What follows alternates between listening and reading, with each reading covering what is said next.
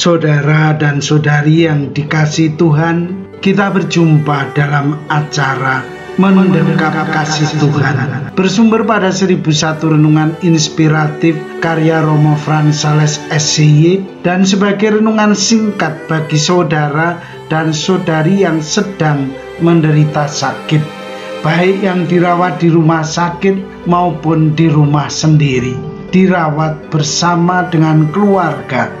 Dengan saya, Romo Valentinus Tejantara SCY dari komunitas SCY Teluk Betung, Lampung. Pada hari ini kita ingin merenungkan tema menasehati sesama di bawah 4 mata. Ada seorang ibu yang merasa dikhianati oleh suaminya. Padahal sudah 3 orang anak gadis yang ia berikan untuk semua. Suaminya punya selingkuhan. Tidak hanya itu, selingkuhannya itu punya seorang anak lelaki. Ibu itu tidak habis pikir mengapa hal itu bisa terjadi. 23 tahun mereka telah hidup bersama sebagai suami istri. Tetapi mengapa hal seperti itu bisa saja terjadi? Namun ibu itu tidak kehabisan akal. Ia berusaha untuk tetap setia kepada suaminya yang sah itu. Ia tetap memperhatikan suaminya kalau ia pulang kerja. Ia membuatkan minuman kesukaan suaminya. Ia memasak makanan kesukaan suaminya. Kehangatannya pun terhadap suaminya tidak pernah berubah. Sang suami merasakan semua kebaikan dan perhatian istrinya. Ia pun berusaha untuk tetap memberi perhatian kepada istrinya. Sehingga suatu saat ia mengakui kesalahannya kepada istrinya. Saya sudah salah melangkah. Saya mohon ampun. Ampuni saya, pinta suaminya. Istrinya menatap mata suaminya itu. Ia pun menganggukkan kepalanya. Ia memaafkannya.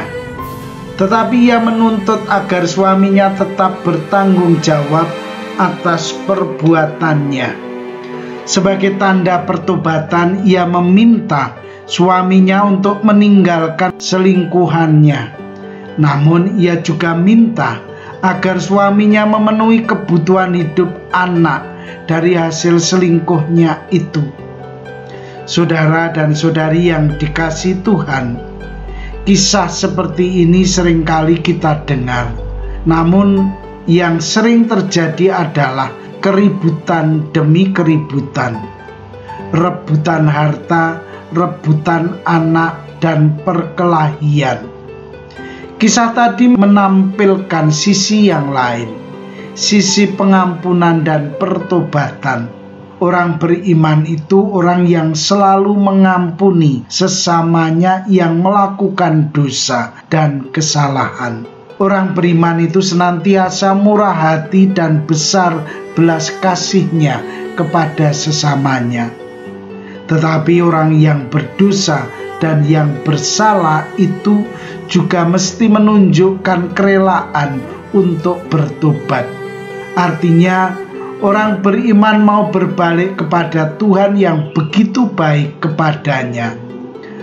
Pertobatan itu mesti ditunjukkan dalam perbuatan yang nyata, tidak hanya janji-janji di bibir saja. Dalam pengajarannya, Yesus menekankan pentingnya memenangkan sesama yang jatuh ke dalam dosa. Biasanya dalam hidup ini, orang berdosa itu dibiarkan begitu saja, atau ditinggalkan banyak orang karena dianggap sebagai pengganggu dalam kehidupan bersama. Namun Yesus ingin agar orang beriman membantu sesamanya yang berbuat dosa. Caranya adalah dengan menegurnya di bawah 4 mata. Tujuannya agar orang yang berdosa itu tidak dihakimi secara massal. Kalau orang berdosa ini mendengarkan nasihatnya, dia dapat bertobat dan kembali kepada Tuhan yang Maha Pengampun. Mengapa Yesus menginginkan pengampunan bukan hukuman? Karena Tuhan itu baik. Tuhan selalu penuh perhatian kepada manusia. Tuhan itu mengasihi manusia. Kasih Tuhan itu tanpa batas, total dan sempurna. Karena itu mengampuni itu menjadi bagian dari hidup orang beriman. Orang yang sungguh-sungguh beriman itu mau berusaha agar sesamanya yang berbuat dosa dapat bertobat. Pertobatan itu pintu masuk ke dalam hidup yang bahagia. Alangkah indahnya memiliki satu orang yang bertobat daripada punya 1 juta orang yang dengan angkuh memfitnah sesamanya yang berbuat dosa.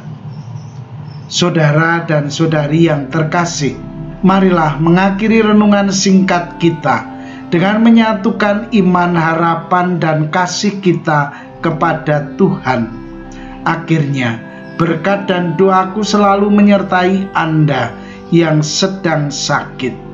Semoga Tuhan memberi kesembuhan, kekuatan, dan ketabahan dalam memanggul salib hidup ini dan diberi semangat serta kesegaran. Doa dan berkatku selalu menyertai Anda. Sampai bertemu dalam renungan selanjutnya.